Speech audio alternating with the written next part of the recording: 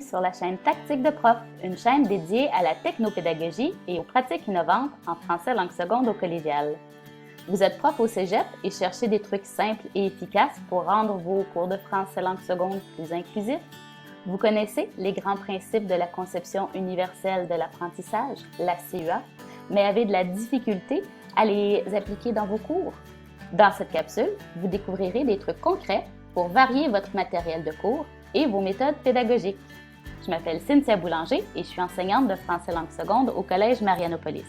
Aujourd'hui, je vous explique comment j'ai réussi à soutenir une approche pédagogique inclusive dans mes cours de français de niveau 100 et 101. En classe comme à distance, il est essentiel de présenter l'information de différentes façons afin de rejoindre tous les types d'apprenants. Les notes trouées, les cartes conceptuelles, les diaporamas numériques, les courtes vidéos ne sont que quelques façons de varier le format des documents distribués aux étudiants. Les différents formats contribueront au dynamisme de votre cours et permettront à un plus grand nombre d'apprenants de décoder le contenu de votre cours. On doit aussi miser sur une pédagogie active, c'est-à-dire une pluralité de stratégies pédagogiques qui favorisent l'engagement des étudiants. Avoir recours à une seule stratégie pédagogique, l'enseignement magistral par exemple, risque de créer de l'injustice parce qu'une pédagogie unique favorisera toujours le même type d'apprenant. On risque aussi de créer un effet de saturation chez nos étudiants. Est-ce que ça veut dire qu'on doit laisser tomber l'enseignement magistral? Pas forcément, mais on doit savoir que nos étudiants sont très peu sollicités sur le plan cognitif lors d'exposés magistraux. Ce qu'on doit surtout favoriser, ce sont des activités interactives qui stimulent l'engagement, en présentiel comme en ligne, c'est-à-dire des activités où l'élève apprend en faisant. Lorsqu'on présente la matière sous forme d'exposés oraux, que ce soit en salle de classe ou en cours synchrone en ligne, il est très difficile de maintenir l'attention des étudiants. On sait aussi que beaucoup d'étudiants sont trop timides pour lever la main et poser des questions devant le reste du groupe. Certains étudiants peuvent avoir des difficultés à prendre des notes en écoutant le professeur. De plus, lorsque les activités de mise en pratique sont réalisées à la maison, l'étudiant ne bénéficie pas du soutien de ses pairs ni de celui de son enseignant pour l'aider dans la réalisation de ses tâches. C'est ce qui m'a amené à m'intéresser à la classe inversée, ce qu'on appelle en anglais le flipped classroom. Avec la classe inversée, l'élève est amené à découvrir la théorie à l'étude à la maison, à son rythme, au moment qui lui convient. Par la suite, les exercices de mise en pratique sont réalisés en classe ou en cours synchrone en ligne. Les étudiants ayant des difficultés à réaliser les exercices peuvent ainsi bénéficier de l'aide de leurs pairs et de celle de leurs professeurs au moment où ils en ont vraiment besoin. J'aime beaucoup présenter la matière sous forme de courtes capsules vidéo. Ainsi, les étudiants trop timides pour me demander de répéter ou de ralentir le rythme peuvent visionner autant de fois qu'ils le souhaitent les capsules vidéo. Ils ont la possibilité d'appuyer sur pause pour prendre des notes et peuvent avoir accès au contenu sur leur ordinateur, leur tablette ou leur téléphone intelligent. J'en ai créé plusieurs, mais j'ai aussi eu la chance d'utiliser des capsules créées par des collègues de mon département. J'en ai aussi déniché quelques-unes sur YouTube. Il n'est pas nécessaire de réinventer la roue. J'accompagne les capsules de notes trouées à compléter. C'est une façon de m'assurer que mes étudiants demeurent actifs pendant leur visionnement. Si l'idée de créer vos propres capsules vous fait faire des cauchemars, pas de panique. Vous trouverez sur notre chaîne une vidéo réalisée par mon collègue Julien Martineau dans laquelle il vous explique tous ces trucs pour créer une bonne capsule pédagogique. J'utilise la plateforme Edpuzzle pour diffuser les vidéos que j'utilise. Cette plateforme en ligne me permet d'intégrer des questions directement à mes vidéos. Les étudiants doivent y répondre en cours de visionnement.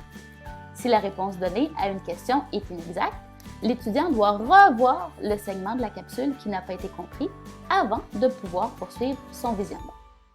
Grâce à Edpuzzle, je peux savoir rapidement qui a visionné mes capsules, combien de fois elles ont été visionnées, quelles sont les notions théoriques qui ont été moins bien comprises par le groupe, etc. Cela me permet d'avoir des données sur la progression et le niveau de compréhension de mes étudiants sans avoir à corriger une multitude d'évaluations formatives. Grâce à la rétroaction qui est fournie en temps réel, l'étudiant est en mesure de se situer par rapport à ses apprentissages et sa progression. Pour en apprendre davantage sur Edpuzzle, je vous conseille de lire l'article de Basile Chitsé, enseignant au Cégep de Saint-Laurent, publié sur le site de ProfWeb. J'accompagne toujours mes vidéos de diaporamas numériques, les fameux PowerPoint, que je téléverse sur l'environnement numérique d'apprentissage de mon établissement. Les étudiants malentendants et ceux qui sont plus forts en lecture qu'en compréhension orale vont décoder plus facilement l'information écrite, tandis que les étudiants aux prises avec un trouble en lecture auront plus de facilité à comprendre les documents audio. En présentiel, j'aime bien débuter mon cours avec un jeu questionnaire ludique. J'utilise l'application Kahoot pour sonder en temps réel mes étudiants sur la matière qui a été présentée dans les capsules et les diaporamas numériques. Cela leur permet de voir tout de suite ce qu'ils ont réellement compris et ça me permet d'ajuster rapidement mon enseignement.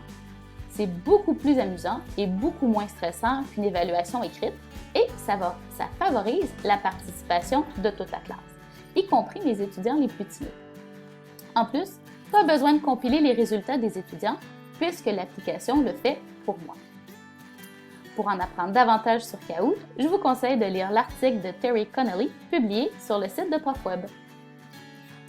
Je profite également des cours en présence pour favoriser le travail en équipe. J'organise des séances de remue-ménage et des discussions en diade ou en petits groupes, des activités d'écriture collaborative, etc. Je leur demande aussi de noter leurs réflexions sur des fichiers partagés de type Google Docs ou sur les grands tableaux blancs accrochés au mur de la classe. Les étudiants peuvent ainsi comparer leurs réponses avec celles des autres équipes et compléter leurs notes. Dans mes cours de niveau 101, mes étudiants sont amenés à lire des légendes québécoises comme La Chasse-Galerie et Rose la Tulipe. Avant de distribuer les textes à lire à la maison, je leur montre en présentiel ou en cours synchrone des illustrations de ces légendes. Ensuite, je leur demande en équipe d'en anticiper le contenu. Dans quel lieu et à quelle époque se déroule l'histoire, quelle est la nature de la relation qui lie les protagonistes, etc. Cela leur permet de se créer un certain horizon d'attente, de se familiariser d'avance avec le vocabulaire employé dans les textes, en plus de favoriser l'apprentissage par les pairs. C'est aussi une bonne façon de piquer leur curiosité, de susciter leur intérêt, puisque les étudiants sont très curieux de savoir si leurs hypothèses sont justes. Je m'assure également que les textes distribués sont adaptés aux logiciels de synthèse vocale ou d'agrandissement d'écran. Je leur remets donc des documents numériques de type Word ou PDF, plutôt que des versions papier des textes à lire. Varier nos méthodes pédagogiques et favoriser l'apprentissage actif va avoir un impact positif sur la réussite globale de nos étudiants, et pas seulement ceux qui sont en situation de handicap. Tout le monde a des besoins particuliers et tout le monde apprend d'une façon différente. Vous avez d'autres trucs pour varier votre matériel de cours et vos méthodes pédagogiques? N'hésitez pas à les partager dans les commentaires. Vous avez trouvé cette vidéo utile?